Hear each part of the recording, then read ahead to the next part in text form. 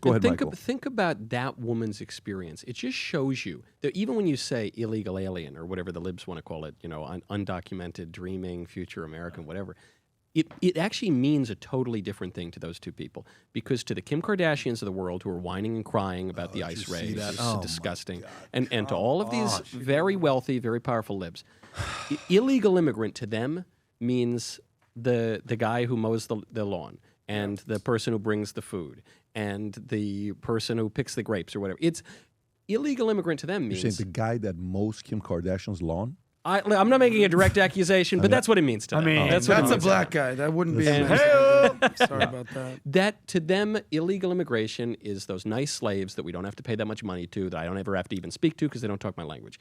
To people who don't have armies of cheap labor, to people who don't run big businesses, to people...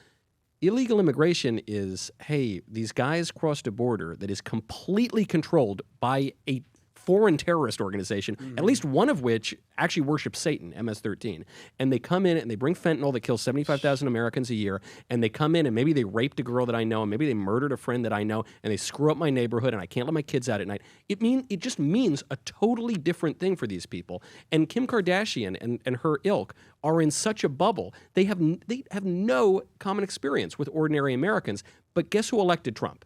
This time around, it wasn't Kim Kardashian, I'll tell you that. It was the ordinary Americans. It was that little lady on the street who was pushing back on those lunatics. But Pat brings up a really good point that I think we have to highlight, is a lot of the Mexicans or a lot of people coming, immigrants, have contributed to society, do work. Sure, totally. I understand that there's the welfare state in the UK and obviously in California, but there's a big difference of people who just came in caravans 2 years ago, 3 years ago, than people who've been here 10, 15, 20 years, or the children of illegal immigrants that came here 20 years ago. Now they're 14, now they're 16. But there's a very nuanced discussion here. And I think what gets lost here is go after the gang members, not the gardeners. Okay? Go after the criminals, not the construction workers. But most of them are economic they all migrants. get kind of lumped in together, and that's where we need to have a little nuance You actually here. have to go after the gardener. I'm sorry to say. I like the gardener. I'm sorry that Joe Biden opened the gates to them and Democrats and some squish Republicans. I'm sorry. I'm sorry that they put them in that bad situation. But most of the people who are coming over are not face-tattooed, Satan-worshipping criminals, though they work with them to get over here. Most of them are not refugees. Very few of them are political refugees. Most of them are economic migrants. And so the question is, okay, if we're just going to say, hey, the economic migrants get to stay and they get a path to citizenship and everyone else has to go, then you are effectively ramping up, not even just continuing, you're ramping up the incentive for that mass migration, and you're going to get millions and millions more. I agree with you. You know, it's crazy when you, Adam, when you come up with, like, let's just say we're about to change a compensation plan in a company, and I go to our 50 guys, okay, and I talk to all of them, and I know 60 of them have voted for this new comp plan, 40 of them have not.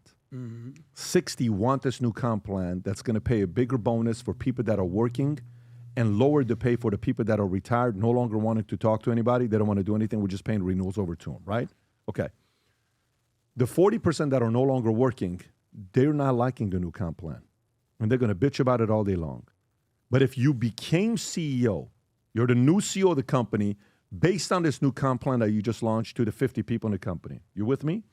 And 60% of them have agreed with you. And your number one issue you campaigned on was what? If you make me your CEO, I'm going to change your comp plan.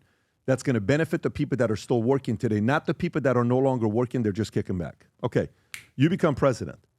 The people that are working versus non-working, who's going to be louder? The non-workers or the workers? Who's going to complain more? The non-workers are always going to seem like there's more of them. Yeah. But the workers are putting their head down, getting to work, right? What do you have to do? Now, imagine after you got elected as a CEO, now you say, well, these 40%ers are really changing my mind. I'm not going to change the comp plan. The guy got elected. Number one thing that he campaigned on was what? Border, immigration. Yep. That's number one. So guess what? Whether I like it, whether you like it, whether you don't like it, if you voted for him and you're like, well, I'm voting for him for issue number 4, doesn't matter. He got elected for issue number 1 was immigration. You don't have to like it. He's going to pursue his agenda, and you got to respect it. One doesn't come without the other. That's how he got elected. So you can come up with 50 different creative ideas. The people that voted him, they said, listen, I don't care what's going on. If you keep telling me America first, please be America first. Great. Totally get it. Now, some of the America First people will come and say, yeah, Pat, go back to Iran and save your country. Go back to this, go back. And I understand the humor that comes with that. And some people actually believe that. It's not even humor. Some people really believe that some of the people should go back. And we experienced that when the whole H-1B visa debate came up. Yeah, totally. And guess what? I understand them as well. I actually also understand them as well. I totally get their argument as well. I understand. I had Thomas Russo on, and I'm sitting trying to really understand why his argument is the way it is. I get his argument. Don't agree with it, but I get his argument. I said the founding fathers built the country the way that kind of hurts your argument because they allowed guys like me to come here. They shouldn't have put it that way. They should have said the only people that can come here is if they're in a certain category that I can't come, right? However, I get his argument. I get his concern.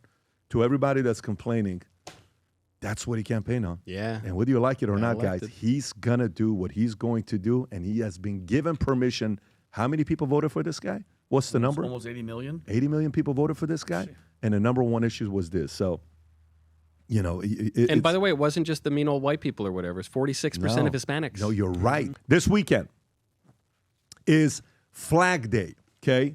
And we're celebrating a lot of different things. And in the whole respect of Flag Day, we have some new merch. An item that I don't know what happened. We launched it at midnight, and we sent an email to the people that are insiders that buy merch, and it's gone already. But we have some of it still that's left, the numbered stuff that we have. Here's a clip about what's about to come out and the new hat that's out. I have a feeling some of you guys are going to lose your mind, and you're going to want it ASAP. So go ahead and play this clip, Rob.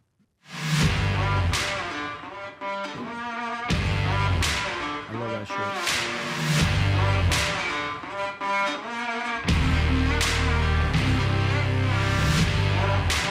Ooh.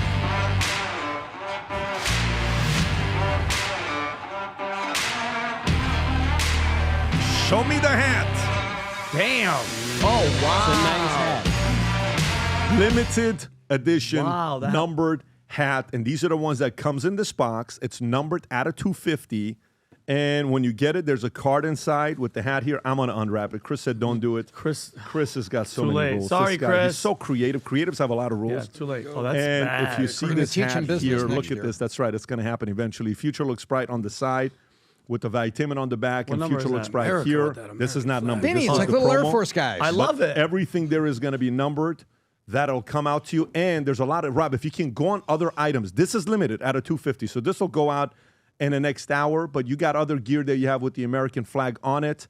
Represent it, sport it, go to work, your flip-flops, the hats, shirts, whatever it may be. If you're proud to be an American and you love Valuetainment and Future Looks Bright, go represent, put the gear on, and go to vtmerch.com and get your latest numbered Future Looks Bright hat. Rob, if you can put the link below, go to vtmerch.com. By the way, if you go on eBay right now, it's crazy what's going on with these numbered hats that people buy and post them on here. That one right there to the left is 1 out of 250 guys selling it for 10 grand. The other one is 43 out of $53,000. These are our limited edition hats that are on eBay.